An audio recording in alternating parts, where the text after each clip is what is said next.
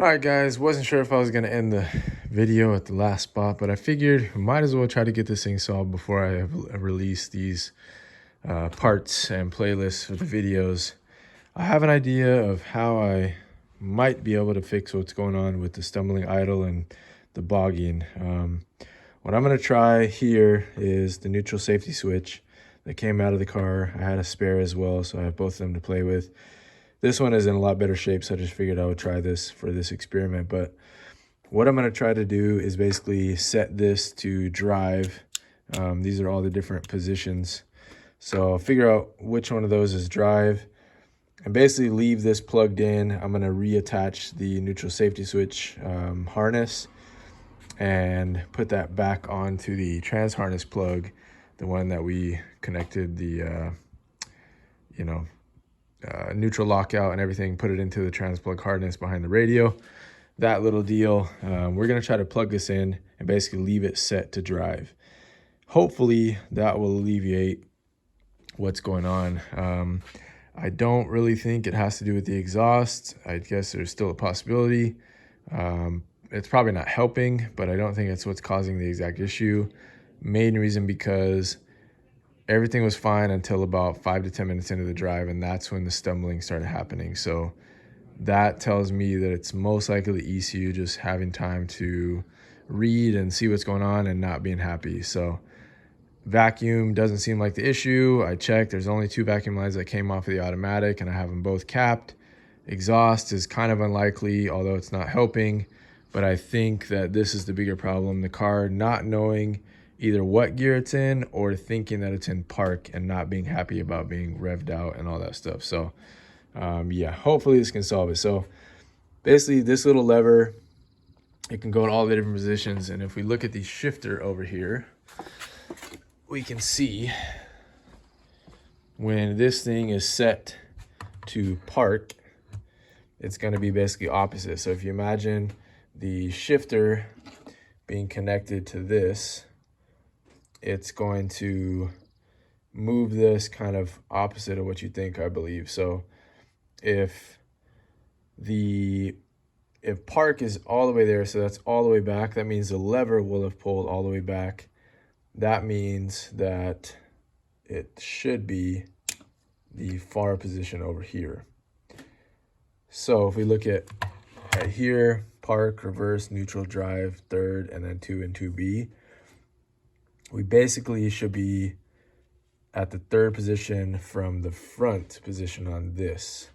Because if we put, I don't know if I'll be able to move this. Let me see real quick. All right, so there it is. I moved it just by unlocking the little side mechanism. But that's in drive now. So if you imagine, this basically would have pushed forward on the shift rod and pushing this lever forward. So what I'm going to do is I'm going to try to rotate this. You can hear 1 click, 2 clicks, 3 clicks. I think that was 4 or 5. So I'll basically put it back to home. So that's farthest up. So that would basically be the bottom 2B. So I'm going to move it 3 clicks over from there. Or yeah, 3 clicks over. So 1, 2, and that should be right. I think so, right? If it's at 2B, 3, drive. So 1 and 2. So that should be drive right there. I need to basically pin all these back in. I'm gonna have to look at my cardboard sheet again to see where everything came out of. There's only 4 wires though, so it shouldn't be too complicated. And then these are the ones that I cut off for the neutral safety, so I'll have to cap these off so they're not in any risk right now. And if it works, then I'll obviously make the setup a little bit cleaner, but we'll see what happens. All right, guys, a little bit of time. I was able to find the template that I actually posted on the forums. So digital for the win. Black and red went to spot number 5. The gray and yellow went to spot number 6. The pink went to spot number 12, and the green spot number 11. So it was just those 4, and then I just capped off these for now to be safe. And everything else, speed sensor and all that stuff, overload switch. I'll keep it plugged in. I don't really know if these two are doing anything, but I don't want to add another variable into the mix, so I will keep them plugged on for now. Eventually, this is where these two, I'll use those for the GPS speed sensor. And there was some people that had talked about on a C36 swap, connecting this to the clutch somehow, because what this does, overload switch, I think I talked about it earlier in the videos, but basically reduces timing a little bit on shifts at higher RPM to kind of just smooth shifts, which doesn't necessarily matter for manual, but I don't know if it's doing anything right now. So anyways, besides the point, I'm gonna go plug this in. I picked up just a butt clamp and a connector for the exhaust. We got to put it back on eventually no matter what, so might as well throw it on right now, because it's way too loud to drive as is all the time. It sounds cool, but not if you're driving all the time. So I'm gonna throw that back on today too. All right, well, we got an exhaust leak, but the good news is it's idling a lot happier now, and I'm pretty sure it's in drive because it's idling at 600, so that's good news. So I'm gonna shut it down, and we're gonna try to tighten up that middle clamp, see if we can fix that exhaust leak at all.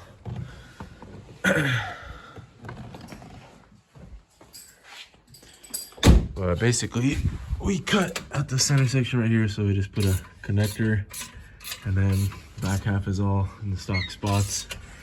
The trickiest part is it was just so off center where we had it. I don't really know why, but most likely just how we bolted everything up at the front and the header connections, and then this little Y connector or whatever. So see if we can tighten this up at all anymore and try to help the leak, but I'm gonna have to visit the exhaust shop no matter what, regardless.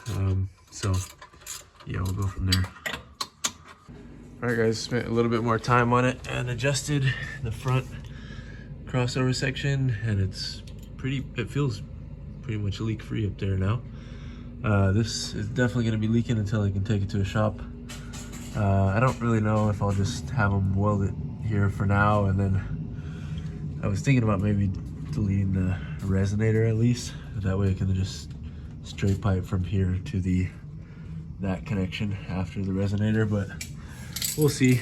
But yeah, I'm gonna try to drive it right now and see if it's any happier after the trick with the neutral safety switch hooked up. So check back with you in a second.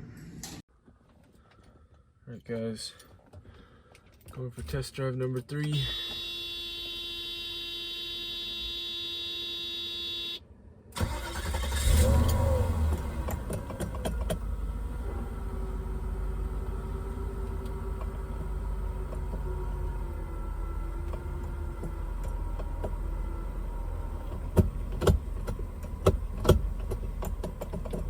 See what happens.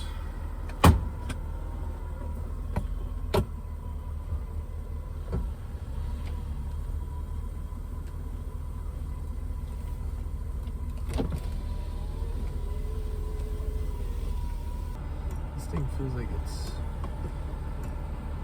sticking. It's not hitting anything. We didn't really move anything around, did we? Unless like one of the nuts came loose or something. Oh. Well, guys, good and bad news.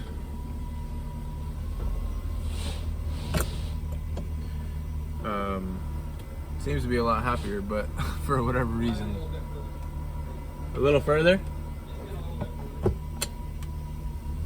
All right, guys, well, good and bad news, I guess. Good news, we got the exhaust on, temporarily fitted at least till we get to the muffler shop. Seems like it's a lot happier with the NSS plugged in and set to drive. I'll tell you guys the bad news right now. It's not horrendous, but it's just so annoying. See if I can get you guys in here to see this. See what I'm seeing, which is so frustrating. So, there's our shift rod, if you guys can see. If I move this, watch what happens.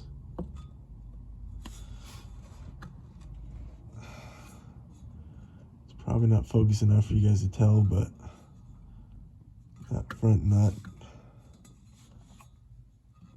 is spinning. And if I go to the other direction, it goes fine. It's in gear right now, so it's not, but okay, now you can see it's in neutral right now, or what's supposed to be. If I turn it out, which is the shifter is going towards first and second, it just spins. The bad news about this is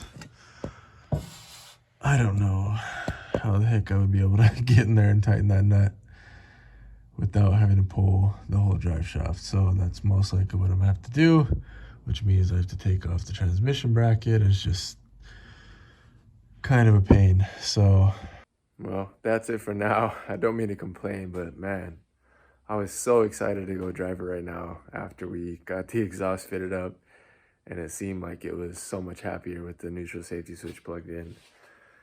But looks like I will have to wait again. Luckily, my school year is coming to an end soon, so I have a lot more free time, but I'm trying to get these videos out and trying to get this done and get this thing home.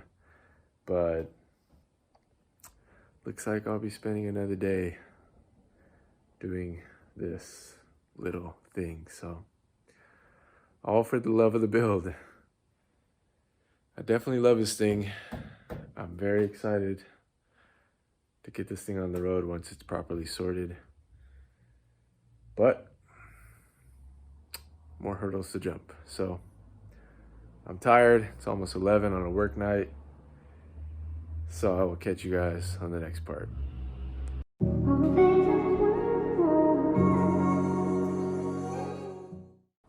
What's going on, you guys? After the other night's defeat, I put my head back together and realized I was focusing too much on the lock nuts instead of the entire shift rod. It was just one of those moments where I got too hyper-focused on what was wrong, and I wasn't realizing that, oh yeah, you can just remove the bolts for the entire shift rod. So that's what I did. It wasn't easy. It's a tight squeeze with everything reinstalled now, but at least it's doable without taking all that extra stuff off. So I'm going to show you what I did and what my plan is. So here's the shift rod out. I tried to keep it aligned as possible to how it was in the car. And I went ahead and marked where they should be sitting, at what thread on here, and then also where it lines up with the actual rod when they're back installed. So I'm going to basically use some lock nuts, and I'm also going to put Loctite on the threads inside of here to keep it from moving around again. I thought about trying to drill through the center and putting like a cotter pin or something, which I still might do, but first and foremost, I'm going to get those lock nuts on here, and then I will kind of update you guys with whatever I end up as a plan. All right, guys, this is what we came up with. Put in a tapered pin on this side. Basically just drilled a small hole and tapped it through with a hammer, and then locked down the nuts extra tight, and I put a nylon nut on the shifter side. So hopefully we got this pretty accurate to how it was, because it was in a pretty good spot before, and it'll still be happy once I install it, because it's going to be a pain to take this on and off and try to adjust it. So yeah, fingers crossed. All right, guys, after a lot of tedious adjustment, we finally have it somewhat close to where it was before. Feels good. So fingers crossed. I'm gonna go out for the next test drive. Still haven't been able to drive it since we have the neutral safety switch plugged in, since you saw last night, or the last time you guys saw in the clips. So I'm gonna try it now, and fingers crossed.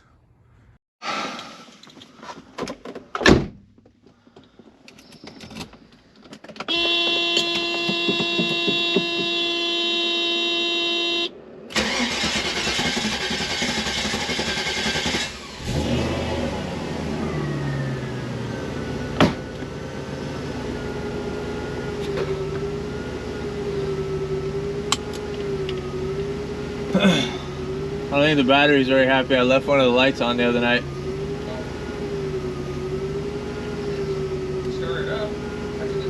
Yeah.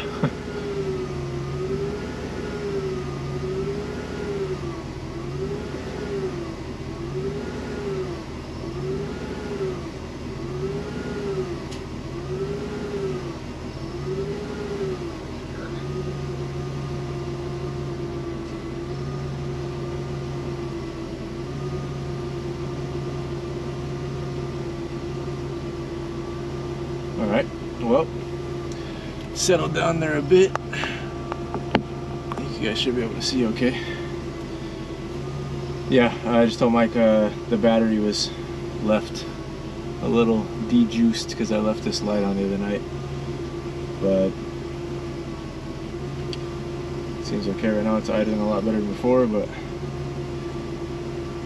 too soon to say anything for sure, so I guess let's head out. All right, trial number 3.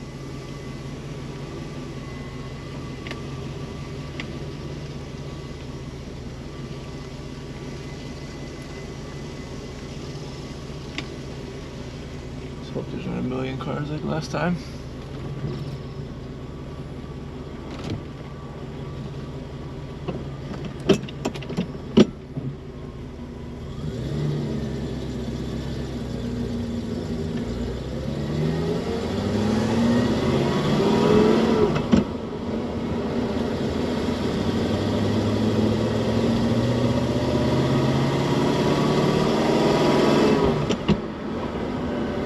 Definitely seems happier.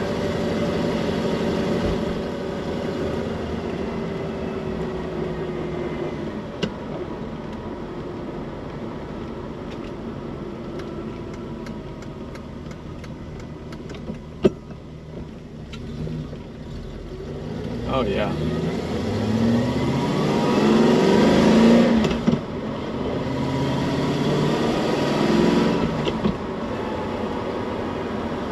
I think I took out too much drag from the shifter. I think I'll tighten up the nylon nuts. That's the cool thing about the adjustability on these.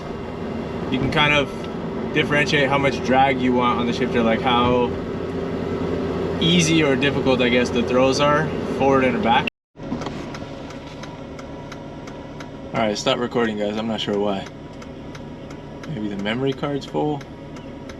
Doesn't look like it though, so it's still got an hour left. Huh.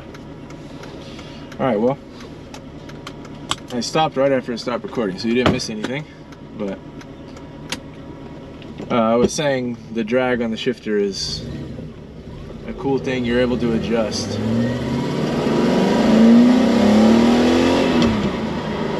Oh yeah. Guys, I think, fingers crossed, I'm not gonna speak too soon, but I think we got something here. Oh, I'm excited. Wow. Wow. At no point in the last drive that you first saw did it feel like that. That is cool. That is really cool. And I can actually hear what's going on because the exhaust is not blaringly loud.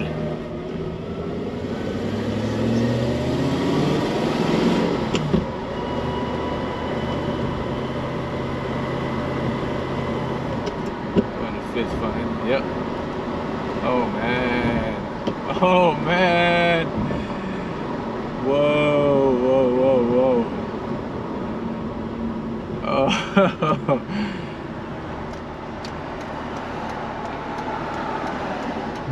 Woo.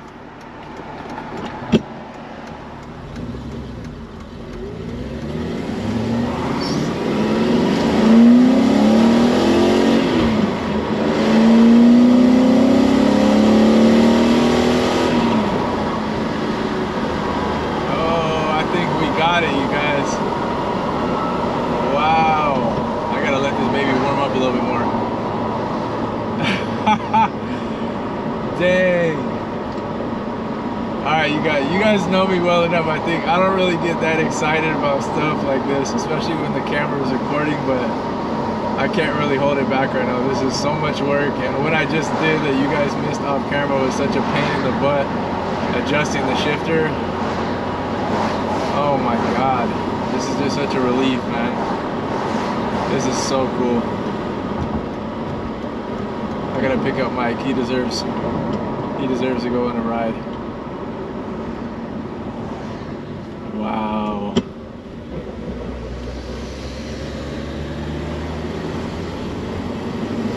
Wow. This is fun. This is fun. This is why we did this.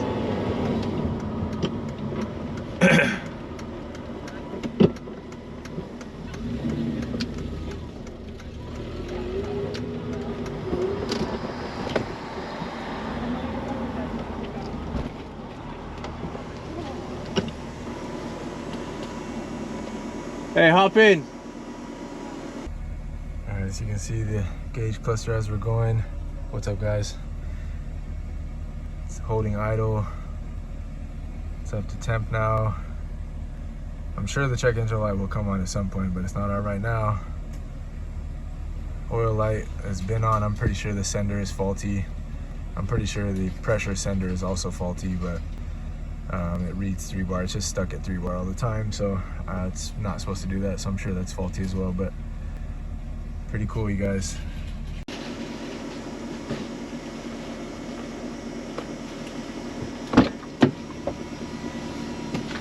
Smells funny. Fingers crossed, but I think we got it.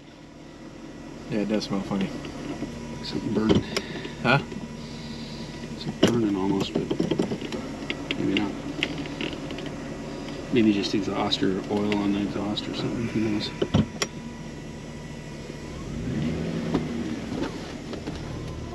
I think you got it. I think I got it. It feels good.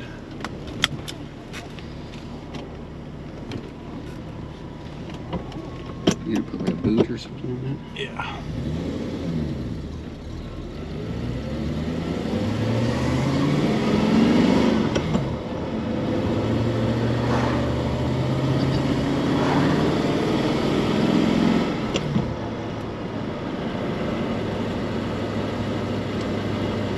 What are you supposed to do normally for a clutch break-in since this is a brand new clutch?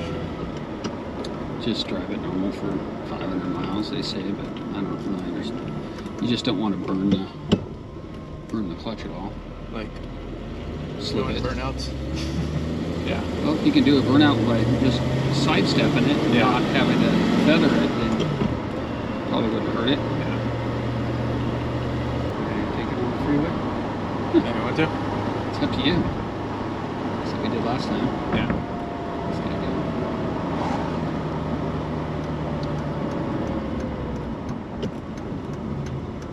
Feel pretty solid. Yeah. You feel I this. feel like I could almost put more drag back into the shifter. Tighten up the nut a little bit. But it feels fine.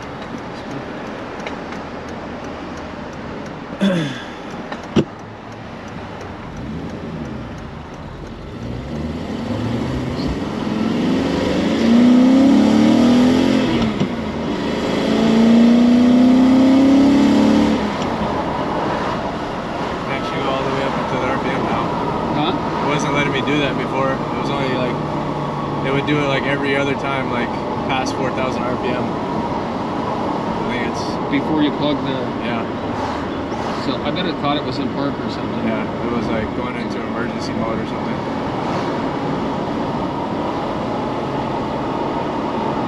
I'm gonna shift you into park and see what happens.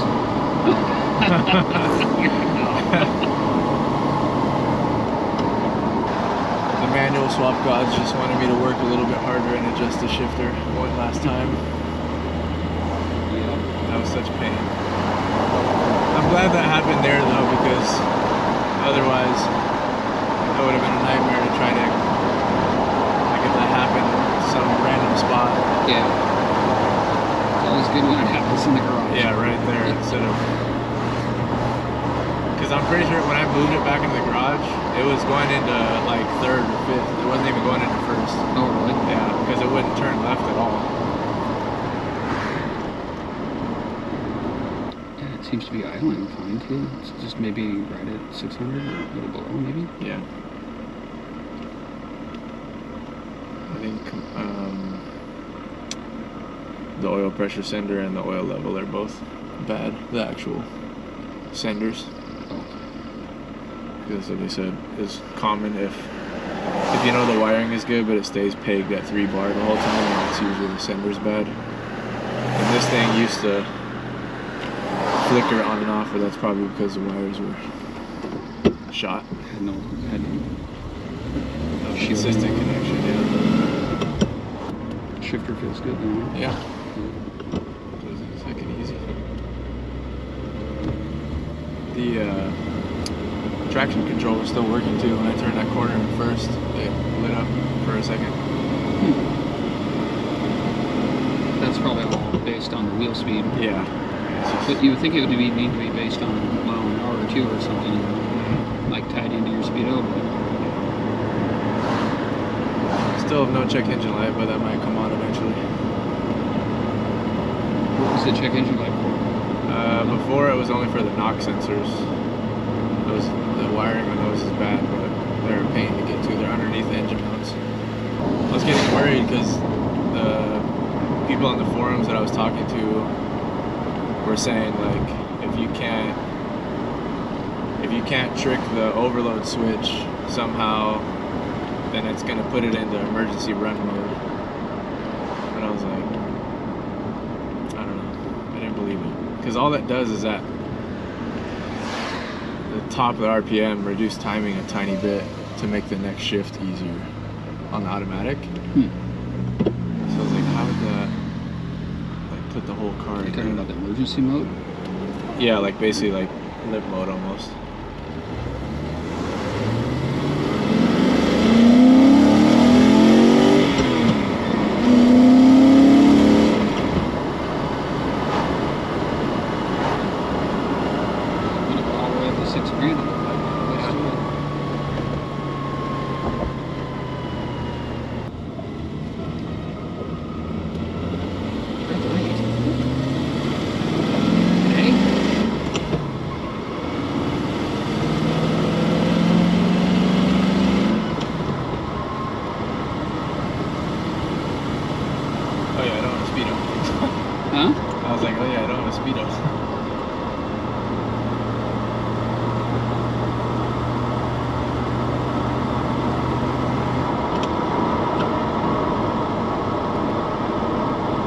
Feel like a bunch of vibration. I can feel a little bit. It feels like more from the steering wheel. Nothing much, huh?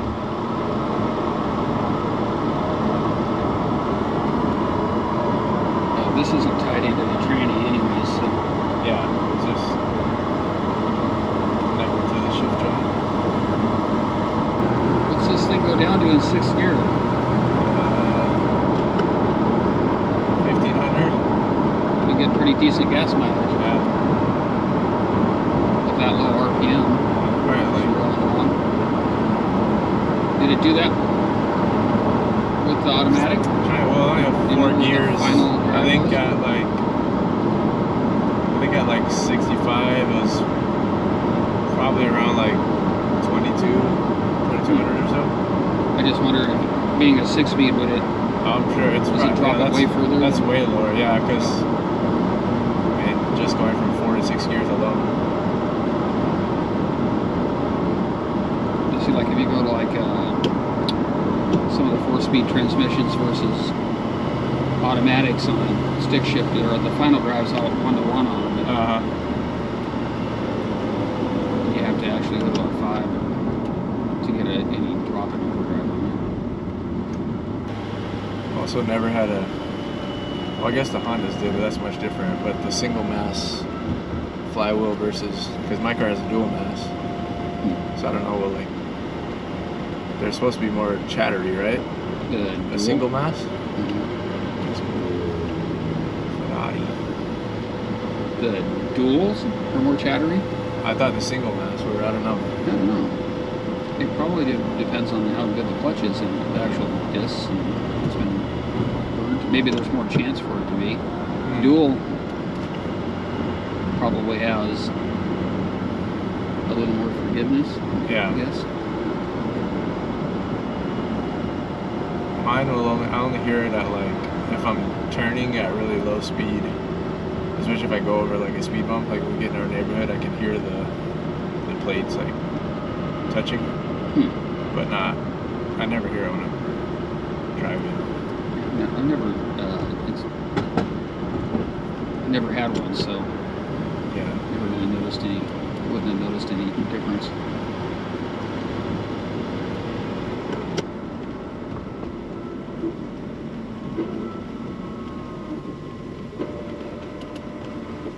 Let's clutch in, clutch out. I can hear the throw out bearing. Sounds like a throw out bearing. Yeah. Sounds strange. Do we need to bleed it again? I doubt it. It doesn't sound. Sounds like it's working fine.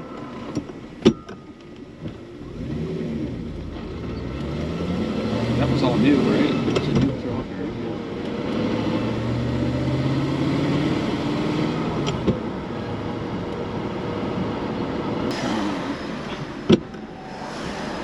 It seemed like it was doing it right there. Yeah.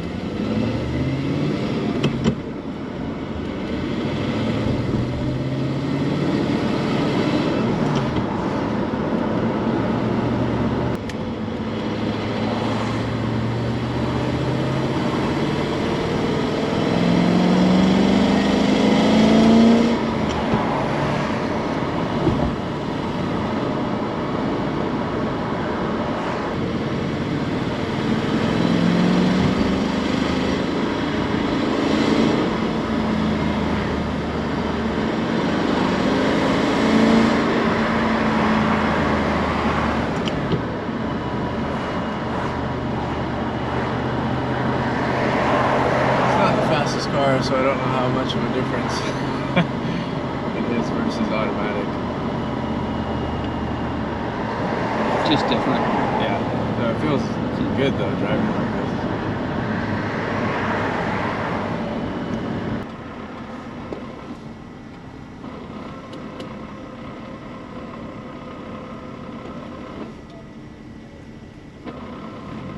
It's weird that it wasn't doing that every time. Just have a little vibration on the shaft or something.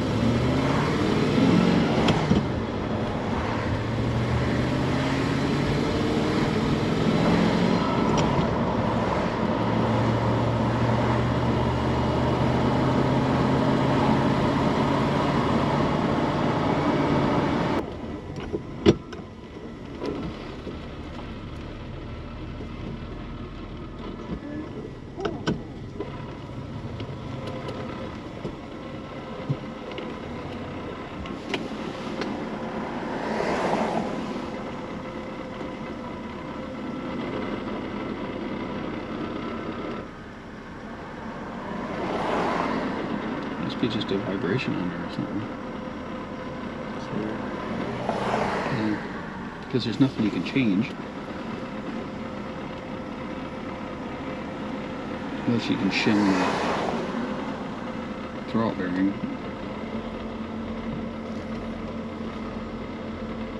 This is weird, didn't seem like it did it at first, or a few times.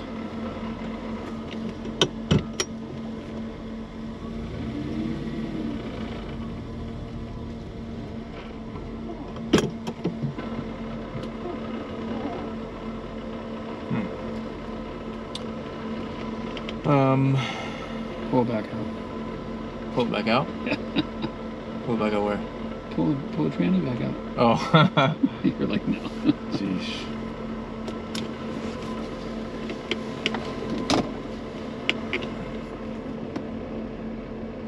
You won't even hardly hear it once you cover it up. So it might be kind of a little bit, maybe it sounds more, Okay. you know. Like that, but.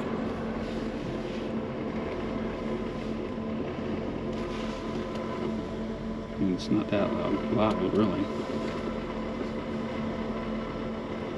Might also be because the holes cut out of the sides of the transmission. You can hear it even more. Anyways.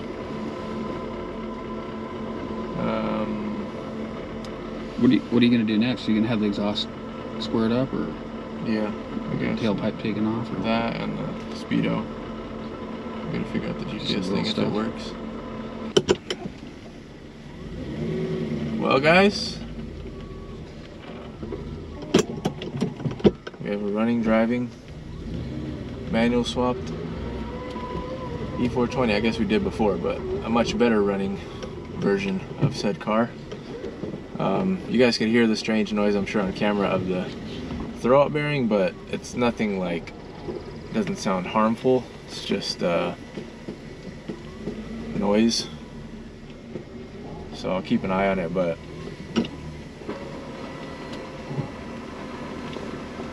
yeah.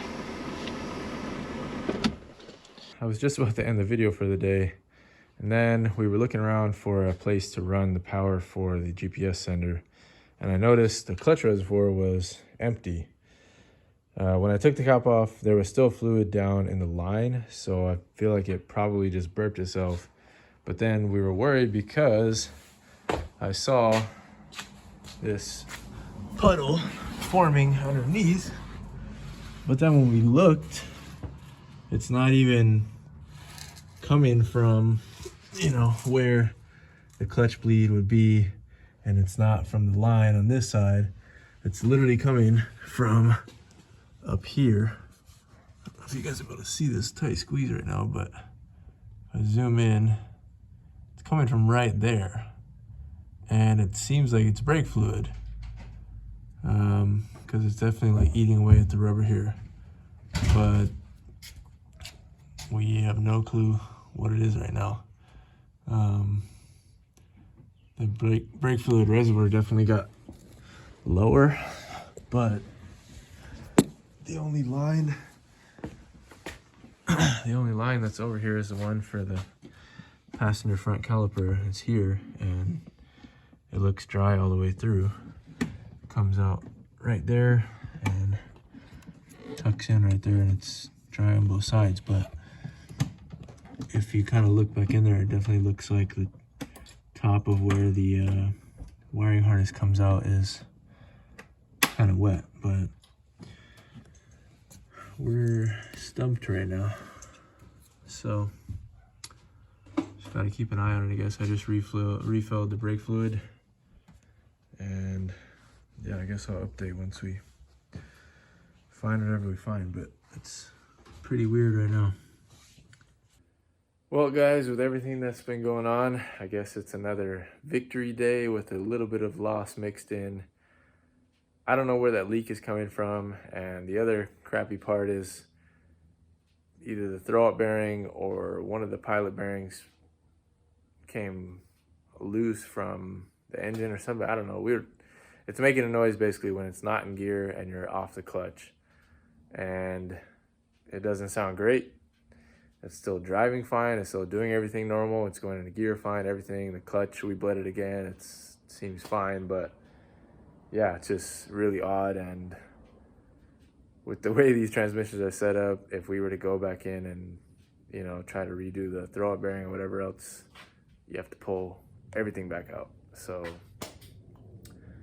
I don't know.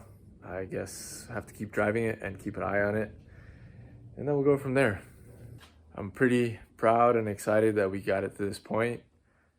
Huge shout out to Mike. I couldn't have done this without him, just like the last one, and just like so many projects I do on these cars. I couldn't have done it without him. So thank you, Mike. Love you. And hopefully we don't have to pull the transmission out again. Big shout out again to Kangaroo's team.